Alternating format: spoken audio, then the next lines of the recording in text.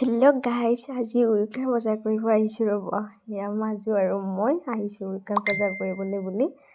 এয়া চব্জি চাওকচোন, চব্জি লৈ আহিলোঁ মাছ চাবলৈ বুলি।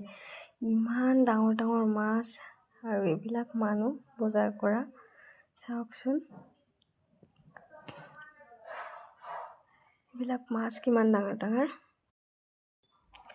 তাৰপিছত এয়া মাছৰ দাম সুধিলোঁ, মাজুৰ মাছৰ দাম সুধি আছে।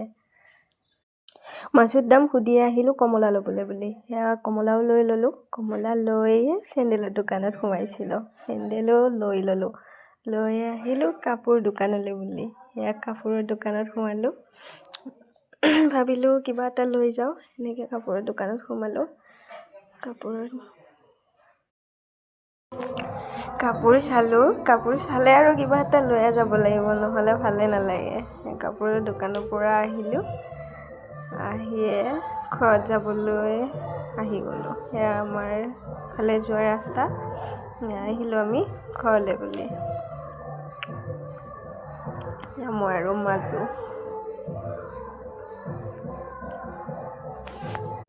মোক কৈছে এবাৰ চাই দে, মই চাই দিলোঁ। এনেই মানে বজাৰত যোৱা নহয়, হ'লেও এইবাৰ বজাৰ চাম বুলি আহিলোঁ মাজু আৰু মই। তাৰপিছতে এয়া ঘৰ আহি পাই গ'লোঁ। এয়া ঘৰত মই এতিয়া বাই বাই, টাটা, আৰু ভিডিঅ'বোৰ চাই থাকিব।